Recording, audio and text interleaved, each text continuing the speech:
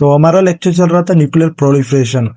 Nuclear proliferation का basically मतलब है कि आप न्यूक्लियर वेपन्स को जो मेजर पावर्स हैं, जैसे कि यूएस है, रशिया है, शुरू में जो हम 5 कंट्रीज का जो नाम लेते हैं, जिसमें रशिया है, यूएस है, यूके यूके का नाम आता है, फ्रांस है, हमारे पास चाइना है, जिन्हें हमने P5 का नाम दिया बेसिकली।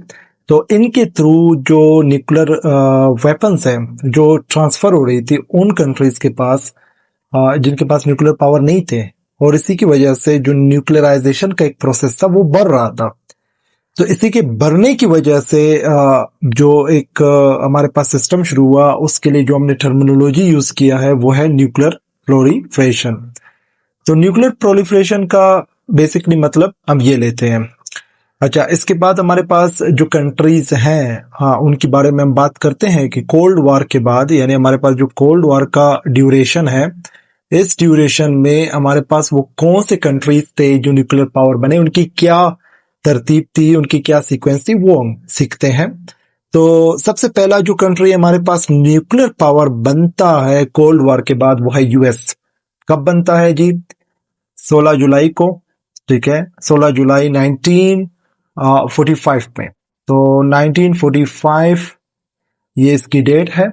सबसे पहले जो है हमारे पास कौन बनता है? यूएस न्यूक्लियर पावर बनता है। यूएस के बाद बिल्कुल 4 साल के बाद जो हमारे पास नेक्स्ट कंट्री न्यूक्लियर पावर बनता है वो है रशिया। ये कहा जाता है कि जो बेसिकली यूएस ने जिन साइंटिस्ट से न्यूक्लियर पावर यानी न्यूक्लियर वेपन्स बनाए, ये वो साइंटिस्ट थे जो जर्मनी में हिटलर के दौर में जेविश ओलोकास्ट की वजह से यूएस भाग आए थे।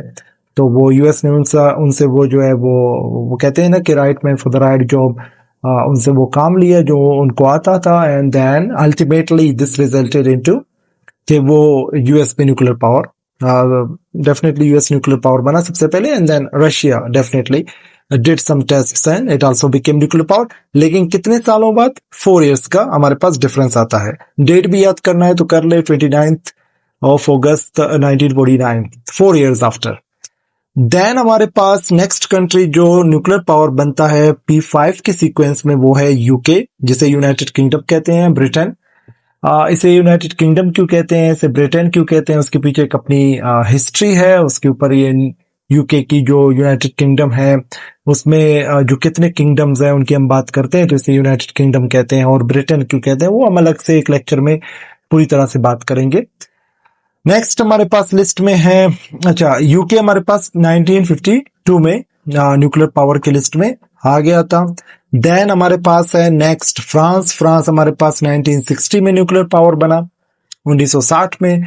डेट हमारे पास है 13 फरवरी। 14 फरवरी हमारे पास वैलेंटाइंस डे, तो आप इसको इस तरह से बेसिकली याद कर सकते हैं। और नेक्स्ट हमारे पास 1964 में 18 अक्टूबर 1964 में चाइना न्यूक्लियर पावर बनता है। और बिल्कुल इसके 10 साल आप ऐड करेंगे तो 1974 में इंडिया न्यूक्लियर पावर बनता है।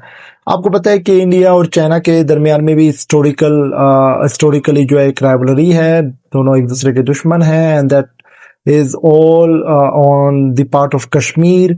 लद्दाख का जो रीजन है जो चाइना क्लेम करता है एंड इंडिया कहता है कि वो इंडिया का है डेफिनेटली। तो उस पर जो कन्फ्लिक्ट इनका चल रहा है, तो उसके तनाजुर में हम देखते हैं कि सबसे पहले अगर चाइना न्यूक्लियर पावर बनता है तो ये सिर्फ अपनी न्यूक्लियर डिटेरेंस के लिए, अपने डिफेंस के लिए, उसके बाद इंडिया भी बनाता है। अब इंडिया के साथ पाकिस्तान की राइवलरी है, तो बिल्कुल इसके बाद जो नेक्स्ट कंट्री न्यूक्लियर पावर बनता है वो है पाकिस्तान। और पाकिस्तान भी इंडिया के कुछ मजीद टेस्ट जो इंडिया ने किए थे 1998 में, इसके दाई में 90s के, तो उसके फौरन बाद पाकिस्तान अपने टेस्ट करता है न्यूक्लियर के, और पाकिस्तान न्यूक्लियर पावर बनता है 1998 में। मई का ये महीना होता है, 28 मई, और ये हमारे पास न्यूक्लियर पावर चागी में ये टेस्ट्स होते हैं, जिसमें दो आपके पास माउंटेन्स है, चागी 1 और चागी 2 के नाम से। तो यहाँ पर जो ये टेस्ट किए जाते हैं। चागी पाकिस्तान का, पूरे पाकिस्तान का सबसे बड़ा डिस्ट्रिक्ट है। अच्छा, इसके अलावा हमारे पास है नॉर्थ कोरिया कब टेस्ट करता है 9th ऑफ अक्टूबर 2006।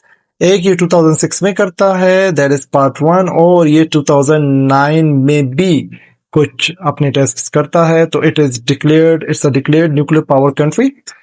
और फिर हमारे पास इजराइल आता है, it's also a nuclear power country, but लेकिन ये डिक्लेयर्ड नहीं है। तो हमारे पास दो तरह के कंट्रीज हैं, डिक्लेयर्ड न्यूक्लियर पावर और अनडिक्लेयर्ड। अब ईरान को अगर हम लिस्ट में देख ले तो ईरान हमारे पास न्यूक्लियर सीकिंग कंट्री में आता है, it's a nuclear seeking country. और इजराइल जो है वो डिक्लेयर्ड है। तो ये जो हम पहले 5 कंट्रीज को अगर देखते हैं, जिसमें हमारे पास यूके है, रशिया है, UK United states United kingdom है, फ्रांस है और चाइना, हम इसे P5 कहते हैं। तो ये P5 से ऊपर जो है न्यूक्लियर पावर नहीं बनेंगे। और इसके लिए जो ट्रीटी साइन हुई थी, एमपीटी उसमें से एक है जिसे पाकिस्तान ने साइन नहीं किया, इंडिया ने भी साइन नहीं किया, कोरिया ने भी नहीं किया था साइन, ये नॉन सिग्नेटरीज थे। तो बाद में इन्होंने न्यूक्लियर टेस्ट किए और न्यूक्लियर पावर बने हैं, देयरफॉर इनके ऊपर सैंक्शंस तो लगी, लेकिन उस तरह से नहीं। तो ईरान के ऊपर ज्यादा कंपैरेटिवली सैंक्शंस इसलिए भी लगते हैं क्योंकि ईरान एनपीटी का यानी नॉन प्रोलिफरेशन ट्रीटी का क्या था, सिग्नेटरी था।